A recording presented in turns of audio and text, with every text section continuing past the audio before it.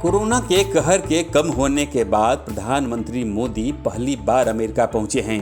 America में Joe Biden के राष्ट्रपति बनने के बाद से भी उनकी यह पहली यात्रा है।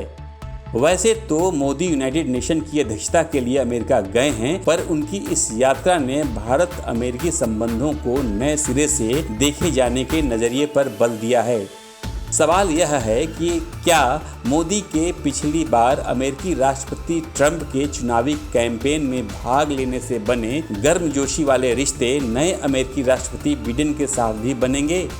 बताएंगे आपको पूरी बात, जुड़े रहिए हमारे साथ। नमस्कार, मैं मनीष राज, मेरे साथ आप सुन रहे हैं समसामयिक चर्चाओं का विशेष पॉडकास्ट सुनो भाई साधो। इस खास कार्यक्रम में आप सभी का स्वागत है। साधु कहते हैं, जब किसी घर में आपस में झगड़ा चल रहा हो तो किसी तीसरे के लिए निष्पक्ष रहने में ही भलाई है। अमेरिका में जब राष्ट्रपति ट्रंप का कार्यकाल खत्म हो रहा था और नए राष्ट्रपति चुनने के लिए चुनावी कैंपेन धड़ाधड़ किए जा रहे थे, तब भारत के प्रधानमंत्री मोदी ने अपने दोस्त ट्रंप की खातिर अमेरिका पहुंचकर नमस्ते ट्रंप का मेगा शो किया था। लेकिन ट्रंप चाचा गए हार और बिडेन चाचा की बन गई सरकार, तो ऐसे में फंस गई मोदी सरकार। लेकिन प्रधानमंत्री मोदी की कूटनीति की विपक्षी भी कई बार सराहना करने से नहीं चूकते। कोरोना काल में वैक्सीनेशन की दिशा में पीएम के नेतृत्व में भारत में किए गए कामों ने दुनिया भर के विकसित देशों को चौंकाया। कैसे भारत ने इतनी तेजी से स्वदेशी वैक्सीन बना ली, कैसे भारत ने तेजी से अपने लोगों को वैक्सीनेशन देना शुरू कर दिया। भारत की स्वदेशी वैक्सीन को प्रधानमंत्री मोदी ने दुनिया भर के 150 से ज़्यादा देशों को अपनी पहल पर भिजवाया। इसका फायदा यह हुआ कि भारत की छवि दुनिया भर में सुधरी और पीएम मोदी दुनिया भर में एक वैश्विक नेता के रूप में उभरे। ऐसे में बिडेन चाचा के लिए भारत और पीएम मोदी से मुंह फेरना मुश्किल हो गया। हाल ही में अमेरिका के अफगानिस्तान से वापस लौटने के बाद दुनिया की राजनीति में जो घटनाक्रम तेजी से बदला, दुनिया के लिए भारत की बात सुनना बहुत महत्वपूर्ण हो गया।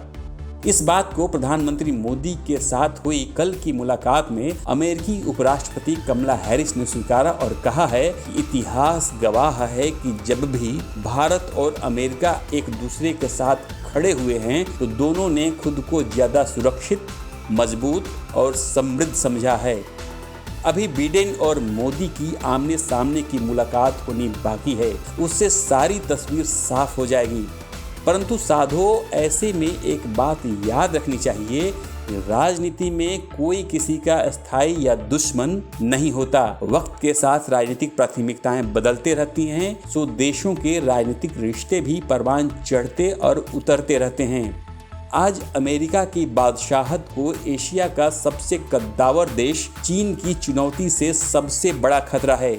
अमेरिका भी समझ रहा है कि यदि उसे चाइनीज ड्रैगन को कंट्रोल करना है तो भारत की उभरती शक्ति को स्वीकार करना ही होगा और उसे अपने पाले में करना होगा। यही वजह है कि आज जहां अमेरिका का पुराना दोस्त और भारत का दुश्मन देश पाकिस्तान अपने पुराने आका अमेरिका से दोस्ती बहाल करने की चिरौरी कर रहा है, फिर भी अमेरिका उसे घास नहीं डाल रहा है। लेकिन भारत की उभरती ताकत के सामने अमेरिका नतमस्तक है और प्रधानमंत्री मोदी की अमेरिका यात्रा को इतनी तवज्जो दे रहा है। अमेरिकी सीईओ भी पीएम मोदी के साथ मुलाकात के बाद गदगद हो जाते हैं और उन्हें भारत में निवेश की अपार संभावनाएं दिखाई देने लगती हैं। इसका फायदा निकट भविष्य में हमारी अर्थव्यवस्था को होने वाला है। इसलिए यह चिंता करने की बात नहीं है कि मोदी और ट्रंप की यारी क्या बिडेन के साथ रिश्तों पर पड़ेगी भारी। साधो, मैं तो कहता हूं कि बिल्कुल नहीं। भारत के विकास और नेतृत्व को सही दिशा मिलती रही तो वह दिन दूर नहीं जब एक बार फिर से भारत और भारतीयों का जलवा पूरी दुनिया देखेगी।